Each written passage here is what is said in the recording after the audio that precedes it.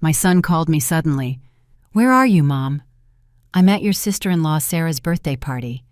"Get out of there right now and take your grandson with you." "Why?" "Just do it." His voice sounded so urgent that I took the boy into my arms and ran for the door. The moment I got into the car, I saw something I would never have believed.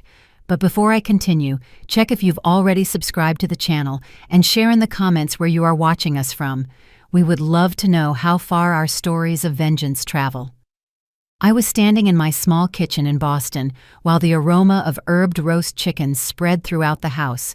For more than 30 years, every Sunday night, I go into the kitchen and prepare dinner for the entire family. This house has witnessed so many gatherings, so much laughter, and also tears. The doorbell rang, pulling me out of my thoughts. I quickly wiped my hands on my worn apron and smiled when I heard the crystal-clear laughter of Ethan, my youngest grandson. The door flew open, and Robert's entire family entered like a small whirlwind. Ethan, who is barely 5 years old, ran straight toward me and hugged my legs, still holding a plastic dinosaur in his hand. "Grandma, what did you make yummy for me today?" he asked, looking up with those bright, big eyes. I bent down, stroked his curly hair, and felt something warm fill my chest. "Your grandma's roast chicken, the best in the world," I answered, giving him a wink.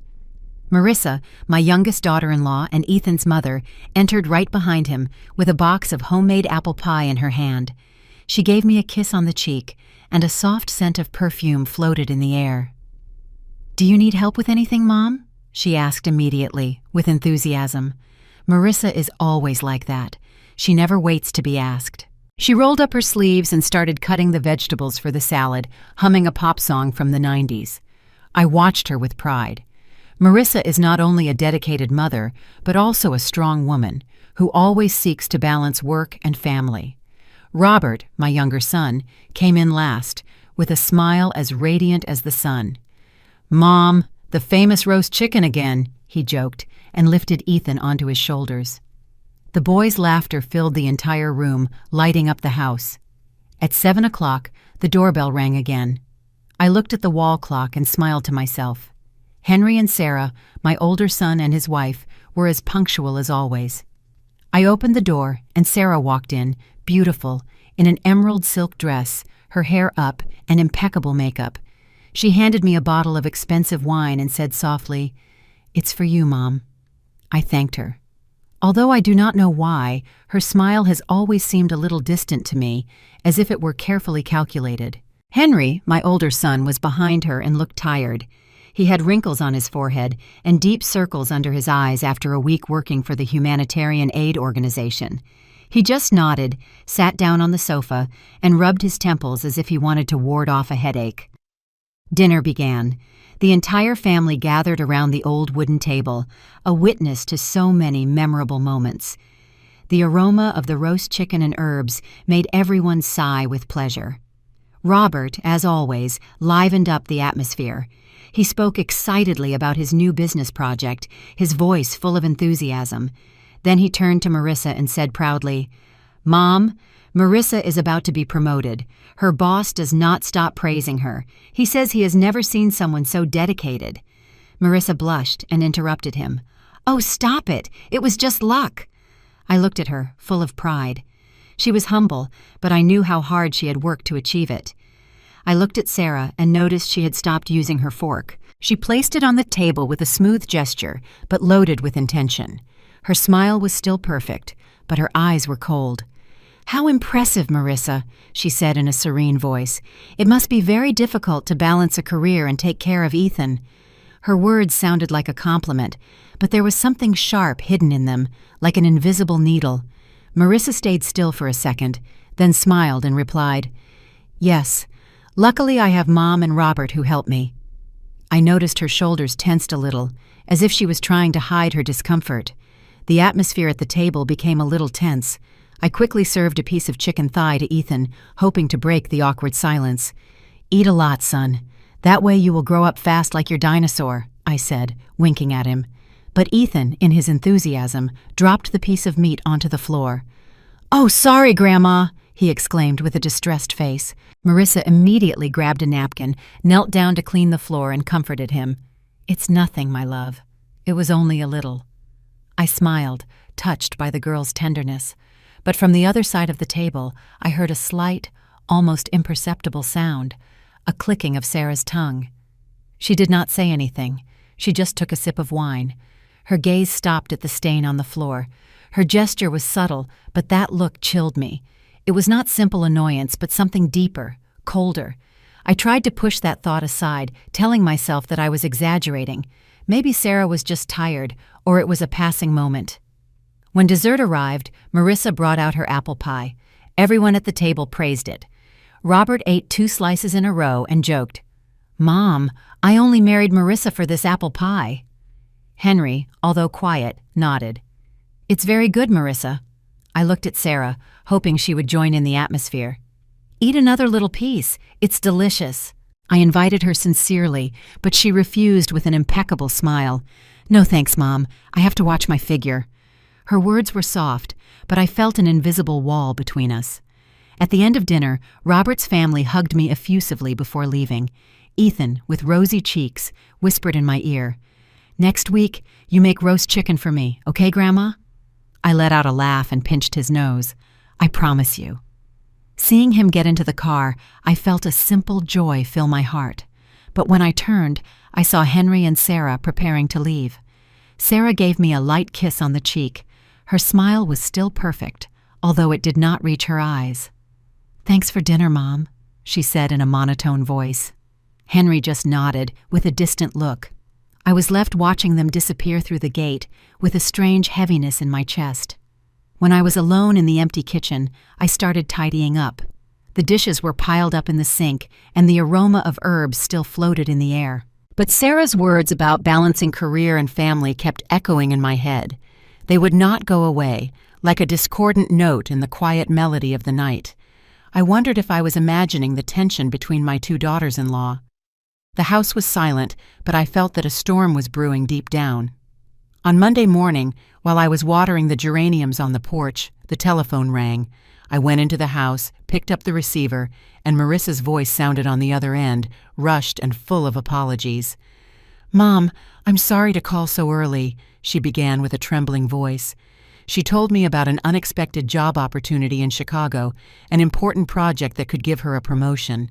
The trip would last almost a week, and Robert was busy with a large contract, constantly meeting with clients.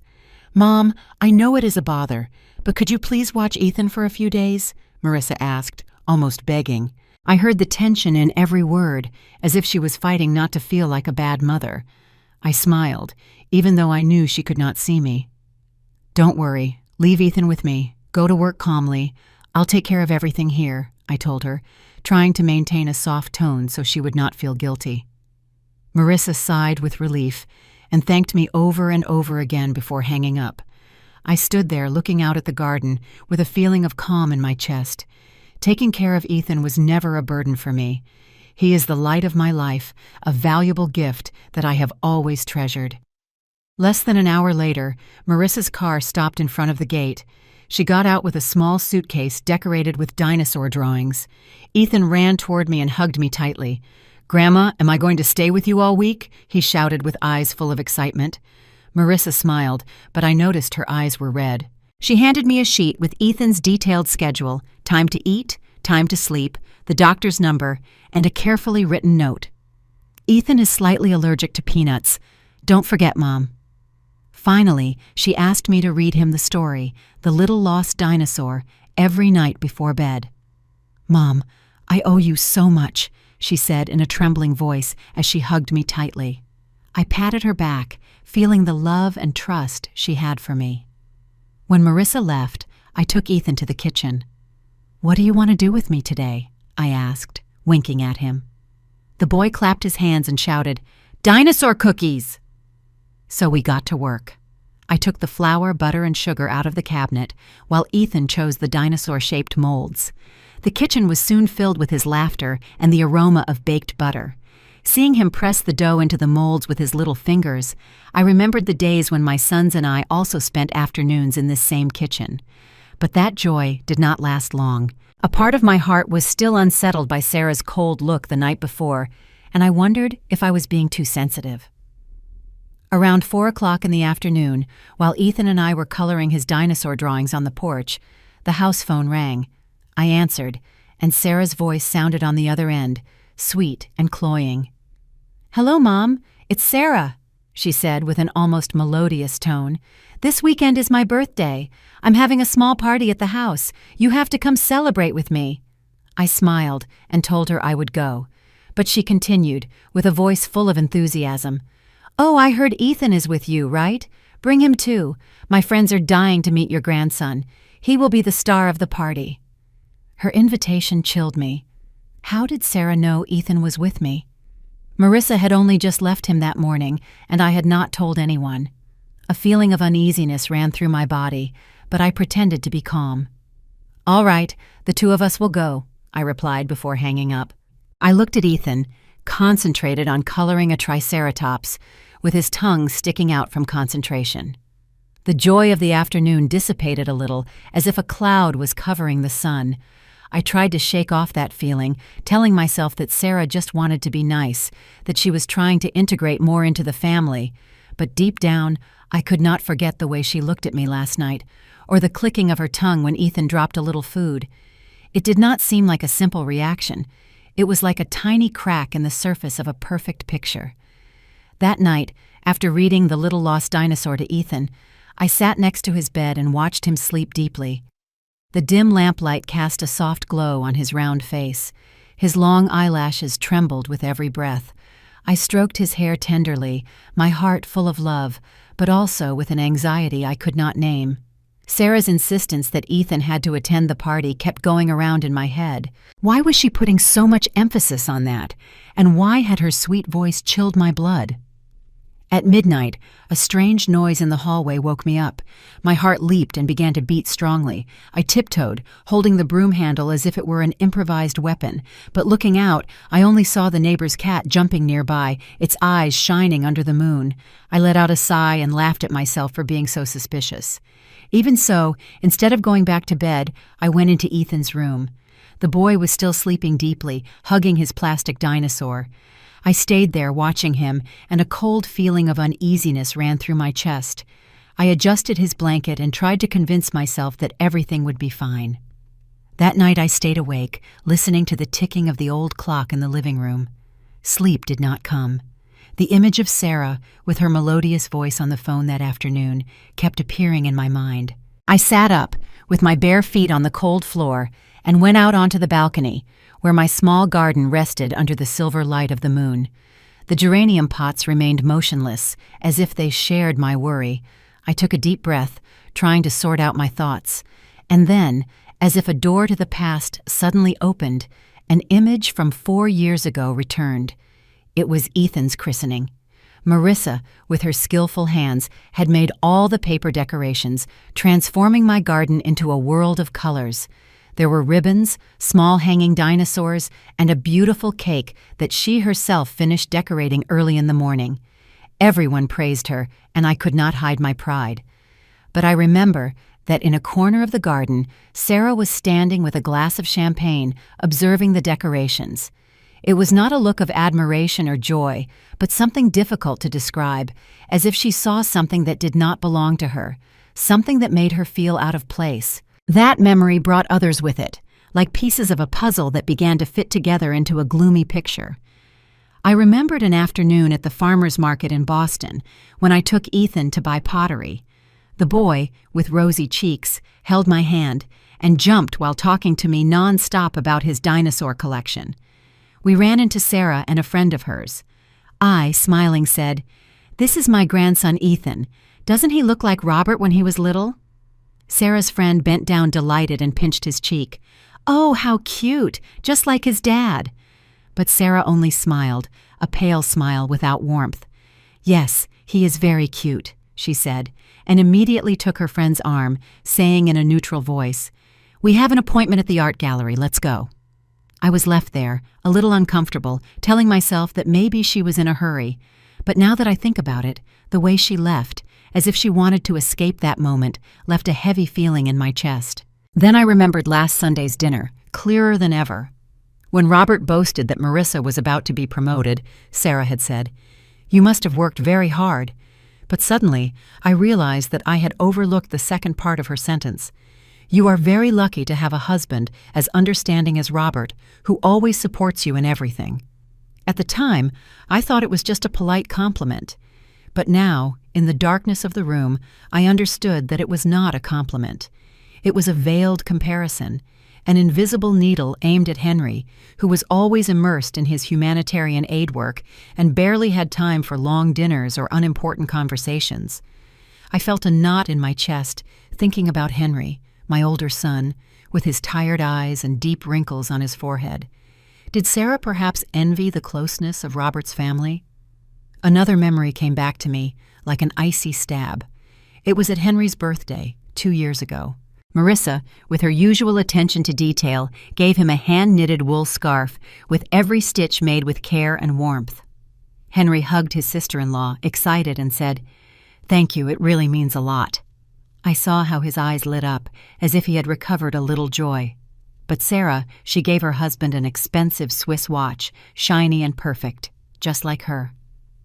That night, casually passing by their room, I heard Sarah's low but sharp voice. "You liked the scarf more than my gift, didn't you? The simple things with feeling always win." Her tone was not one of anger, but of bitterness, as if enduring a wound that no one saw. I left the balcony and went into Ethan's room. The boy was sleeping deeply, holding a plastic dinosaur tightly, smiling slightly in his dreams. I adjusted his blanket tenderly, feeling immense love, but also a growing concern. Those memories alone seemed like just small waves, fleeting and easy to forget, but now they joined together in an undertow, strong and terrifying. I began to understand that the tension between Sarah and Marissa was not simple envy between two daughters-in-law. It was a deep dissatisfaction, a feeling of being ignored, of being relegated, that Sarah had kept silent for a long time, and Ethan, with his innocent smile and the affection the whole family had for him, seemed to have inadvertently become the center of that frustration. I sat in the chair next to my grandson's bed, gripping the edge of the blanket. The uneasiness I had felt since Sarah's call that afternoon turned into true fear. I wondered if I was exaggerating, if the truth was making me too sensitive. But Sarah's eyes, her smile that did not reach her eyes, and that sweet but cold voice kept tormenting me. I looked at Ethan, his face calm in sleep, and I knew I could not risk it. Tomorrow, at Sarah's birthday party, I would not let the boy out of my sight for a second. The following afternoon, I stood in front of the mirror and carefully tied a small blue bow to Ethan's collar, which highlighted his best outfit. Seeing him in his white shirt and elegant pants, I could not help but smile. "You look like a little prince," I told him, gently pinching his cheek. Ethan smiled broadly and turned around to show me. I took his hand, led him to the car, and together we went to Sarah's birthday party in Beverly Hills. When the car stopped in front of Henry and Sarah's house, I almost felt overwhelmed. The house shone with lights, twinkling garlands hung all over the garden, mixed with the soft jazz played by a live band in one corner. The air smelled of gardenia, and the guests, elegantly dressed, were already beginning to gather. I squeezed Ethan's hand, feeling that the two of us were a little out of place amidst so much ostentation. My simple wool dress and my worn flat shoes seemed not to belong in that place. Sarah came out to the door to greet us, dazzling like a queen in her wine-red gown, and her hair up in a high bun that highlighted her slender neck. "Mom, what a joy that you came," she said with a radiant smile, although there was something forced in her expression. She looked down at Ethan, with bright eyes but without real warmth. "Oh, how handsome my nephew is today." She gently touched the boy's shoulder, but that gesture seemed artificial to me, as if she was playing a role that she herself did not believe in. Ethan just smiled shyly and clung closer to me. I walked in with Ethan, trying to remain calm, although my eyes did not stop observing.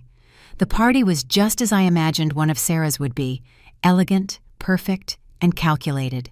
The crystal glasses sparkled on the table, the dishes looked like works of art, and the guests conversed with phrases as polished as they were empty. I felt like a stranger, clutching Ethan's hand tightly, fearing that if I let go, he would disappear among that crowd. About 15 minutes later, the old phone I had lent Ethan to play with started vibrating loudly. It was a video call from Marissa. "Mommy!" Ethan shouted, his face lit up with joy. He ran to a corner of the garden where there was a stone bench to talk to his mother. I stayed close, smiling as I listened to him enthusiastically tell his dinosaur stories. But then I felt a gaze. I turned and saw Sarah, who was talking with a group of friends, casting a fleeting glance toward Ethan. For an instant, when she thought no one was watching her, her smile faded and was replaced by a slight gesture of contempt, almost imperceptible. Then she returned to her perfect smile, as if nothing had happened. My heart began to beat faster. That was not the look of an affectionate aunt. It was the look of envy, of something deeper and more disturbing. I tried to calm down and called Ethan when he finished the call with his mother. "Grandma, Mommy says I have to be good with you," he said, squeezing my hand tightly. I stroked his hair, trying to smile, but inside I was uneasy. Then Sarah approached with a gleaming silver tray. On it, there was a glass of orange juice decorated with a slice and a small paper umbrella. "Ethan, I have something special for you," she said with a sweet voice. "Orange juice with honey. I prepared it myself." She bent down and offered him the glass with an expectant look, as if waiting for a reaction. Ethan, who had been happy, stopped suddenly.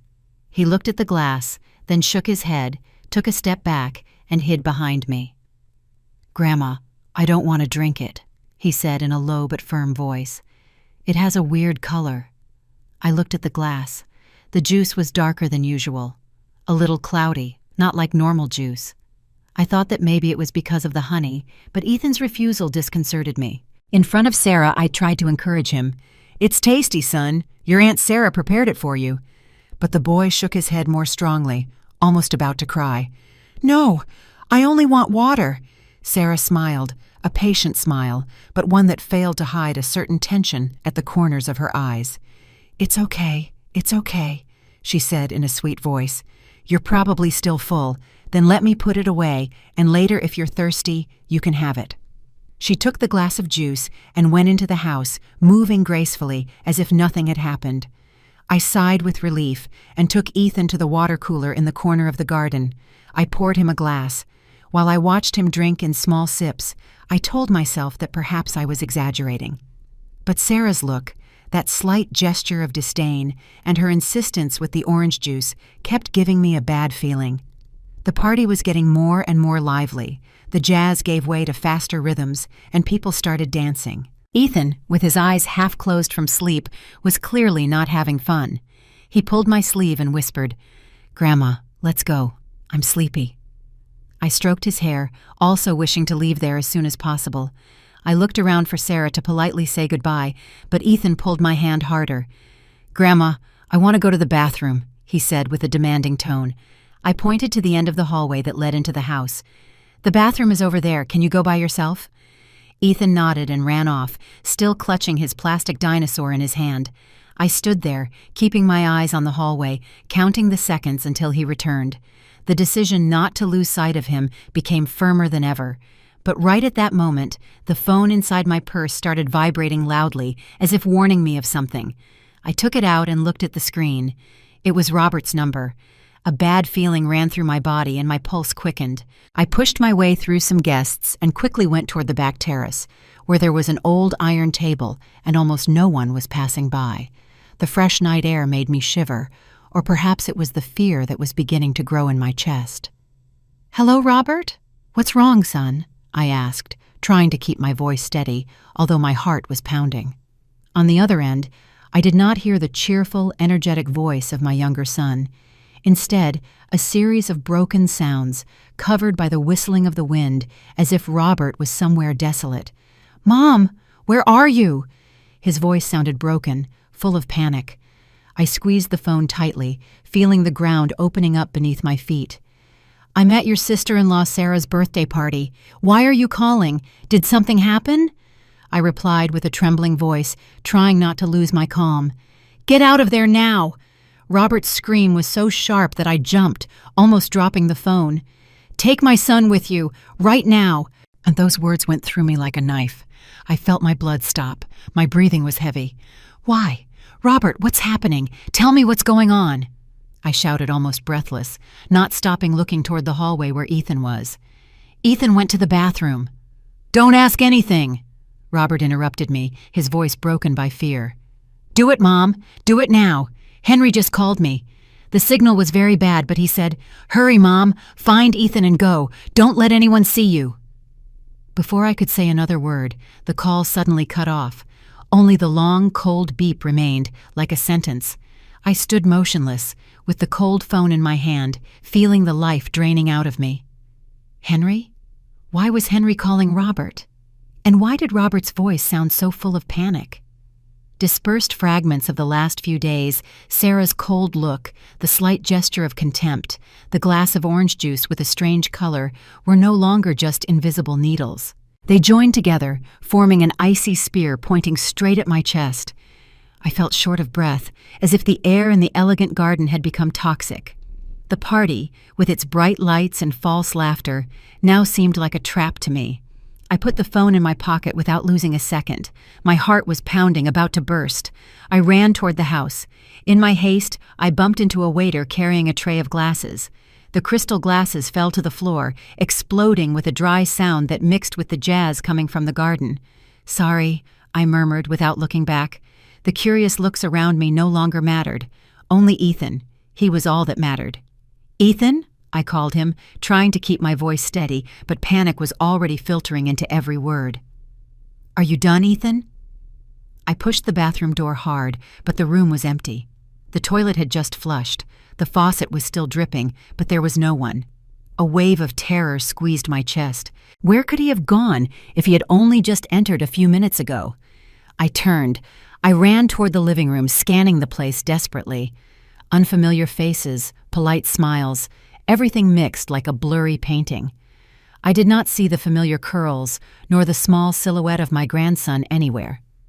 "Ethan! Ethan!" I shouted louder, no longer worrying about appearances. Some guests turned around, others whispered among themselves, but I did not care. I felt trapped in a nightmare, where everything moved in slow motion, except the fear that consumed me. A thought crossed my mind. The kitchen. Maybe Ethan was thirsty and went to look for the glass of water I had served him earlier.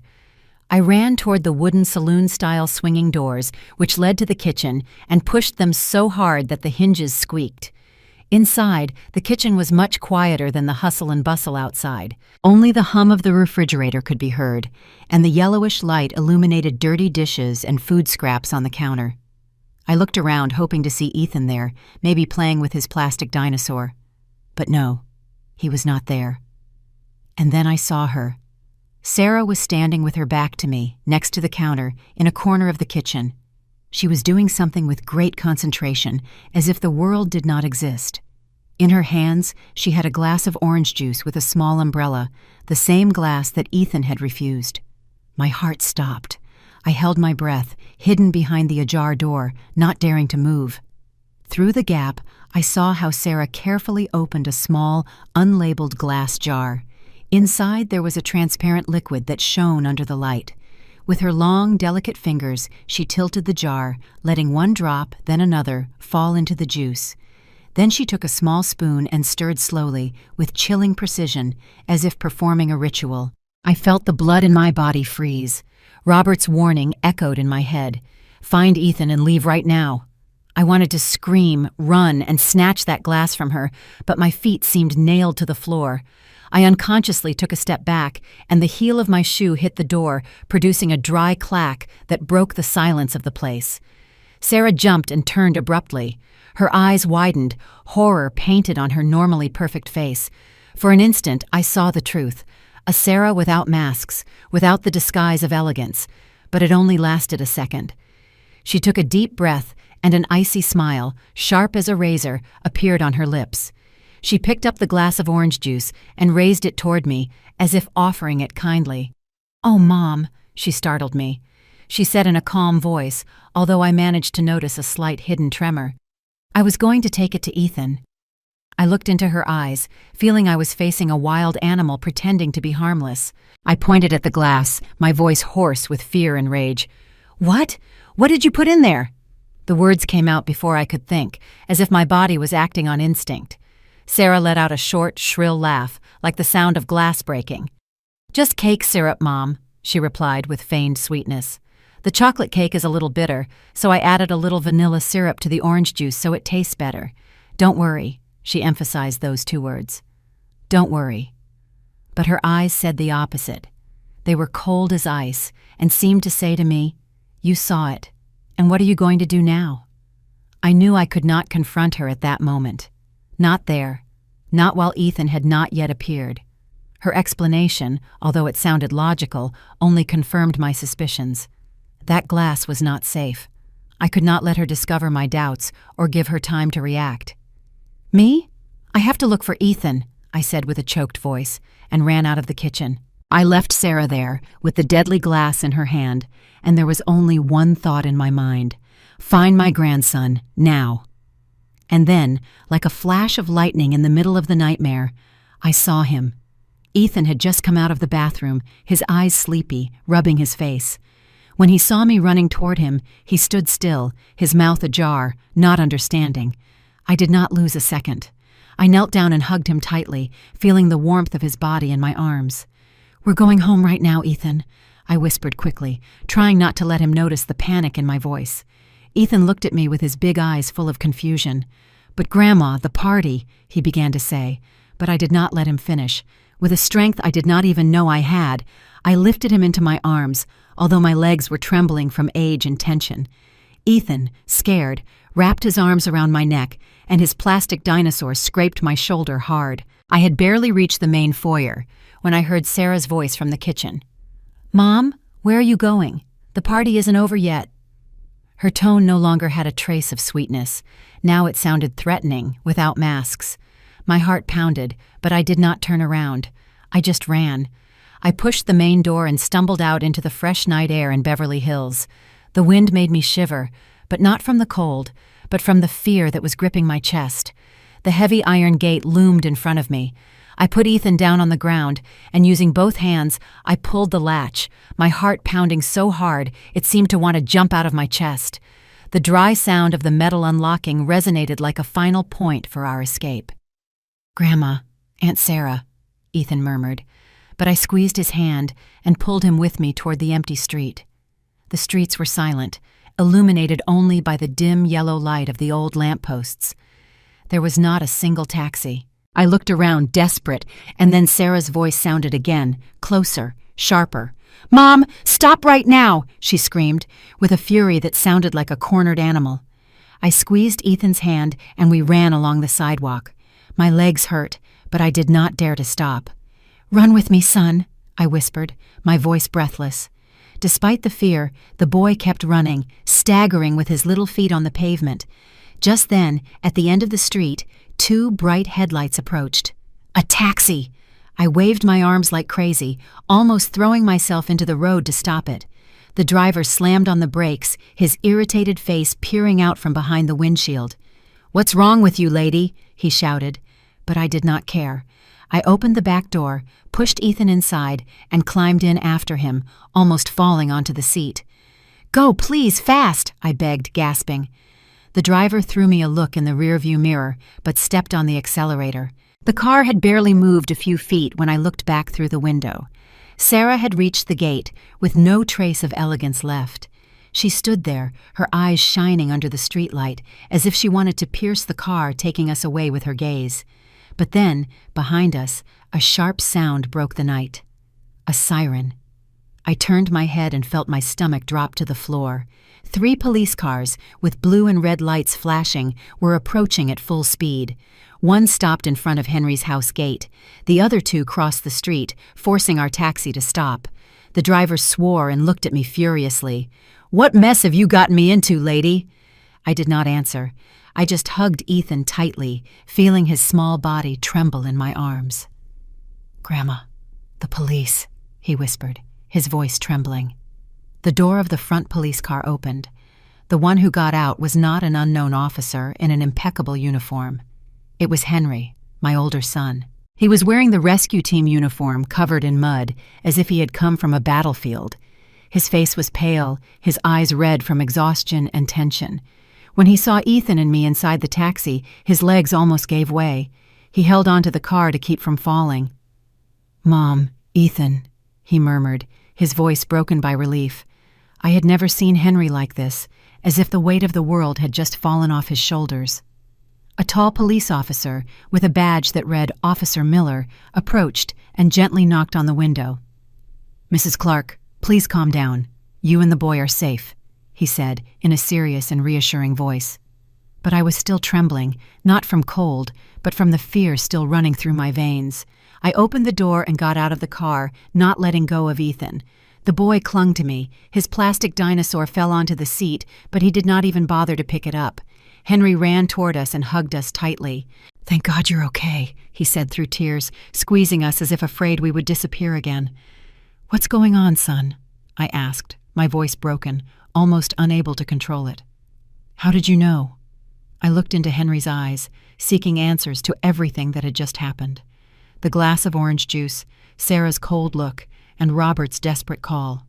Henry took a deep breath, as if he needed to gather all his strength to tell a story that he knew would tear my soul apart. He began to speak in a choked voice, as if every word had to fight to come out. A few hours earlier, while he was in a disaster relief zone for the California wildfire victims, where the phone signal was unstable, Henry had called Sarah to check on her. The call lasted only a few sentences, and then it cut off. He thought it had ended, but it had not. On the other end of the line, Sarah also thought the call had been interrupted. But the microphone was still active, and Henry accidentally overheard a conversation between her and a close friend. Sarah's poisonous words resonated through the phone, speaking of the envy she had been harboring in her heart, of how Marissa and Ethan had taken all the family's attention away from her. And then he heard something horrifying. "Just a little. No one will suspect anything. They'll think it was a sudden allergic reaction to something at the party." Henry said he was paralyzed. In the middle of that deserted area, with no signal, no way to contact the city police, he ran desperately looking for a place with coverage. He crossed roads full of mud, under the furious wind of the wildfire, just to make one call. To Robert. He screamed a warning before his phone completely died. "Mom, I did not know Sarah had gone this far," Henry said, his voice broken and his eyes red. "I thought she was just jealous, sad. I never imagined she was capable of something like this." I stood there hugging Ethan, feeling my heart break into pieces. The suspicions, the bad feelings I had had all that time, Sarah's cold look, the gesture of contempt, the strange juice glass, were not imaginations. They were real, a horrible truth that I did not want to accept. I looked at Henry, saw the pain in his eyes, and knew he was as devastated as I was. Not only had he lost the woman he loved, but he had to face the fact that she had planned to harm her own nephew. While Henry was speaking, a group of police officers burst into the house. The sound of their firm footsteps and serious voices echoed inside. Minutes later, Officer Miller came out, followed by another agent holding a transparent evidence bag. Inside was the glass of orange juice with the paper umbrella and a small, unlabeled glass jar, the same one I had seen when Sarah poured the liquid. I felt the blood freeze in my veins, but at the same time, a strange sense of relief washed over me. Ethan had not drunk that glass. He was safe. Then they brought Sarah out. She was no longer the radiant queen of the party. Her hairstyle was undone, her makeup smeared with tears of rage. Her hands were handcuffed behind her back, but her gaze was still cold, full of hatred. Seeing me, she struggled with the police officer and shouted, not at Henry or the agents, but at me. "It's all your fault!" she shrieked, with a voice so sharp it seemed to break the night. "I wasn't going to kill anyone. I just wanted justice. It was always Robert and his son. And me? And Henry? Do we not exist to you?" Sarah's poisonous words were like knives stabbing into my heart. I stood there paralyzed, feeling the whole world collapsing. I wanted to scream, to tell her that I never tried to abandon her, that I only wanted the family to be at peace, but I could not utter a word. I just held Ethan tightly against my chest, hiding his face in my shoulder, so he would not see Justice take his aunt away into the darkness. "Don't look, son," I whispered in a trembling voice. "Grandma is here with you." The following days passed as if I were trapped in a thick fog. Robert and Marissa returned that same night. When the door opened, Marissa ran toward me without saying a single word. She just hugged Ethan and me tightly. She was trembling, and her tears soaked my shoulder. "Mom, thank you," she murmured between sobs, as if trying to restrain herself from completely breaking down. Ethan, still drowsy and confused, nestled against his mother, strongly hugging his small plastic dinosaur. I stroked her hair, holding back my own tears. "I'm here, daughter," I told her, although deep down I knew that none of us would ever be the same. My house became the epicenter of a storm. The police arrived the next morning with their questions and notebooks. I sat down at the dining room table and recounted everything in detail, my voice trembling, but trying to maintain clarity. From the glass of orange juice that Ethan rejected, Robert's desperate call, to the terrifying moment in the kitchen when I saw Sarah pour an unknown liquid into the glass. Every word that came out of my mouth was like a stab, painful, but necessary. Officer Miller took notes carefully. His gaze showed empathy, although he remained firm. "You did the right thing, Mrs. Clark," he told me at the end. "Thanks to you, the boy is safe." But those words of comfort could not calm the pain I carried inside. I was on the verge of losing my grandson. Marissa, after the initial shock, acted with a determination I had never seen in her. She reviewed all the old messages on her phone and found some that Sarah had sent her. "You got another award at the company, right? A married woman with so much success. Be careful that your husband feels lonely," said one, with that sarcastic tone disguised as kindness. Another message was even colder. "Ethan looks more and more like Robert. Henry, on the other hand, has no one to look like." Marissa handed them over to the police, her face pale, but her gaze firm. "I never imagined she hated us so much," she told me later, her voice broken. I could only take her hand, not knowing what to say to alleviate her pain. Robert also found a recording of Henry's last voice message. Although it only lasted a few seconds, his desperate scream, "Sarah! Ethan! Danger!" was clearly audible, enough to strengthen the evidence. I listened to that recording several times, and every time I heard his voice, I felt my heart being squeezed. I could not imagine what my son must have felt upon discovering that his wife had tried to harm his own nephew. Henry stayed at my house a few days after all that. He lost so much weight he looked like a different person. His sunken eyes revealed a deep emptiness, as if he had lost a part of himself. He spoke little and spent hours sitting silently in the corner of the living room, looking out the window at the geranium pots that were wilting from lack of care. I knew his soul was shattered. Henry was always an idealist, dedicated to helping others, but now he had to face the reality that the woman he loved had tried to hurt his own family. "Mom," he said one night in a hoarse voice, "what did I do wrong for her to turn into this?" I hugged him without answering, because I knew that no word could alleviate that pain. One afternoon, while I was preparing tea in the kitchen, the house phone rang. An unknown voice, who introduced himself as Sarah's lawyer, asked me if I would agree to receive a call from her from the detention center. I hesitated. I squeezed the receiver hard. A part of me wanted to refuse. I wanted to let everything related to Sarah sink into oblivion, but another part, deep within me, wanted to hear what she had to say. I wanted to understand why. "All right," I replied, my voice dry. When Sarah's voice was heard on the other end of the line, it was no longer the sweet, perfect voice of the daughter-in-law I once admired. It was broken, choked with sobs. "Mom," she called me, and I could feel the desperation in every syllable. "I'm listening," I replied, in a colder tone than I imagined, as if my heart had built a wall to protect itself. "I'm sorry," Sarah began through tears. "I don't know what I'm doing anymore. I don't hate you. I really don't hate you." She cried inconsolably, and her crying reminded me of the nights when I myself cried over the death of my husband. But then she continued, I just hated the life they had. Every time the family got together, all eyes went to Marissa, to Ethan. Everyone said she was so capable, that he was so smart, and me, I was just an expensive ornament next to Henry. No one saw me. I remained silent, listening to her. The anger inside me began to dissipate, replaced by a profound sadness. I understood what it was like to feel abandoned, to feel invisible. I had also experienced it when my children grew up, when this house became too big and too empty. But I could not forgive her. Sarah, I said, in a calm but firm voice, feeling abandoned is an enormous pain. I understand it. But no one gives you the right to use your pain to destroy the happiness of others, much less to harm an innocent child like Ethan. On the other side, only her muffled crying was heard. I did not say anything else. I hung up carefully, feeling that I had just let go of a great weight. The trial was held a few weeks later. With my testimony, Henry's, Marissa's messages, and the result of the poison analysis in the orange juice, Sarah was convicted of attempted murder.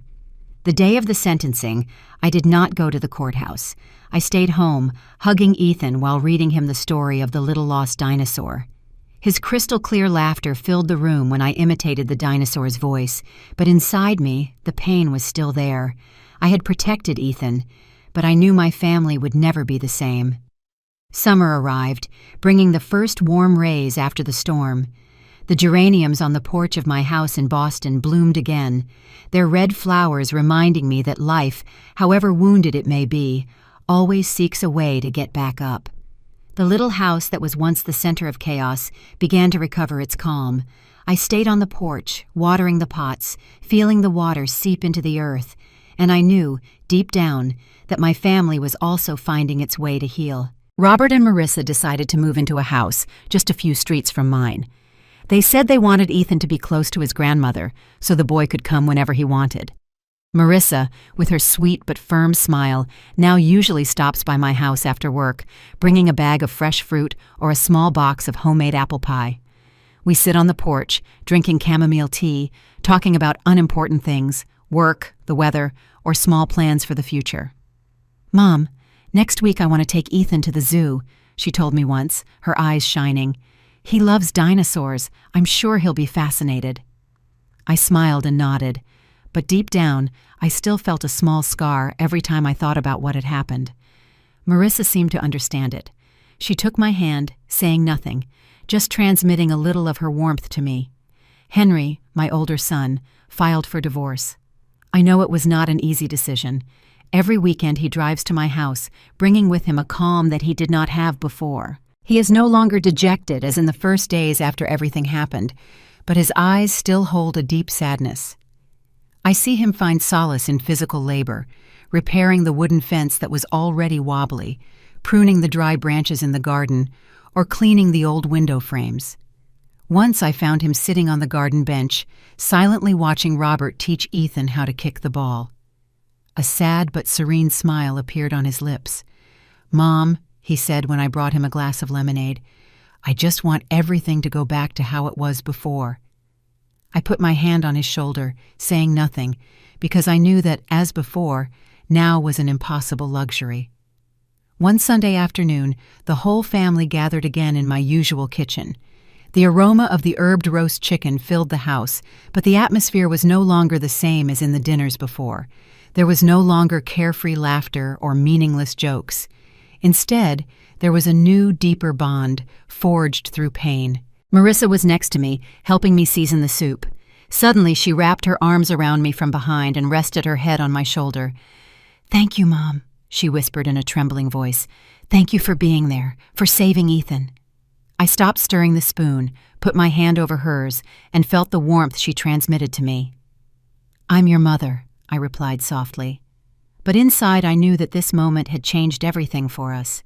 Ethan, after so many nights waking up from nightmares, had recovered his pure smile. He ran through the garden chasing a yellow butterfly, and his laughter sounded like bells under the afternoon sun. I watched him with a heart full of love, but also with a slight pain. He was too small to understand everything that had happened, but I knew that deep in his innocent soul, he already perceived the fragility of the world. Suddenly, Ethan stopped, ran toward me, and lifted his serious gaze, an uncommon expression in a 5-year-old. "Grandma," he asked in his clear little voice, "what is a family?" My grandson's innocent question left me speechless. I looked at Ethan, then at my 2 sons talking next to the table, Robert, with his usual optimistic smile, and Henry, with his eyes still sad but slowly lighting up. I looked at Marissa, my daughter-in-law, who had faced the storms with me and was now smiling at me from the kitchen while wiping her hands on the apron. All of them, those who were on the verge of being lost and fought to stay together, were the clearest answer of all. I knelt down to Ethan's eye level and gently stroked his curly hair. I smiled, a smile that was born from the deepest part of my heart, although my eyes were already moist. "Family is not always perfect, son," I told him in a sweet but firm voice. "Sometimes family makes you feel sad, it hurts you, but family are the people who, no matter what happens, are willing to risk everything to protect each other, like your mom, your uncles, and your grandma." Ethan nodded, as if he understood, although I knew he would need time to truly feel the weight of those words. He hugged my neck tightly, and I hugged him with the same strength, feeling the warmth of his small body in my arms. Under the golden light of the sunset, I looked at my family, those who had been hurt, those who had almost lost each other, and I knew we were slowly healing. The deep crack that Sarah left would never completely disappear, but it had taught us to value each other more, to love each other more deeply. I stood up, took Ethan's hand, and led him back to the garden, where Robert and Henry were laughing. Their laughter was proof that my family, although not perfect, was still the only thing I would be willing to give everything for. 10 years have passed since that night. The small garden in front of my house in Boston is greener than ever. The pots of red geraniums and the lilac lavender bushes bloom thanks to the care of Ethan and his skillful hands. He is now 15 years old, almost my height, with the same clear eyes as before, only he has learned to keep his thoughts to himself. Life seemed to have returned to calm until this morning, when I received a letter. The envelope was light yellow, with no return address. The handwriting on the cover made my heart shrink. Round even, too familiar. Sarah Harris. I stood motionless for a long time in front of the old wooden table, my trembling fingers touching those letters. 10 years have passed, and now she was coming back. In the letter, Sarah wrote, "I do not expect you to forgive me. I just want to apologize before I leave the United States. I have changed. Prison taught me many things, not with words, but with silence. I am no longer angry with anyone, only with myself.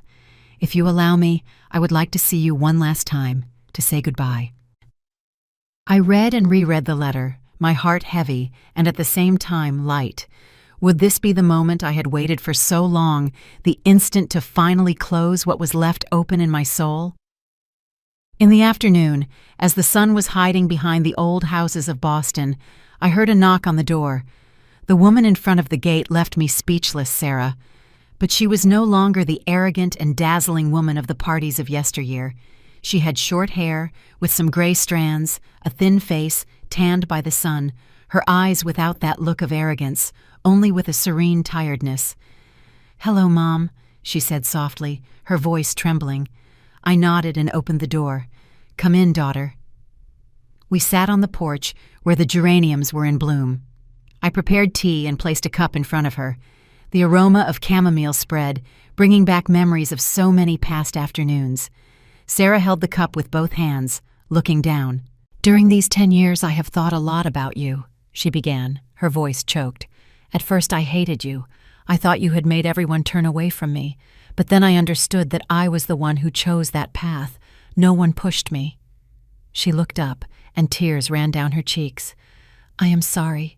For everything. For having made you suffer. For having put Ethan in danger. If I could go back, I would prefer to disappear before doing that." I remained silent. The wind blew, bringing with it the perfume of gardenia. In my eyes, Sarah was no longer the guilty daughter-in-law, but a woman who had gone through hell, only to learn again what it meant to be human.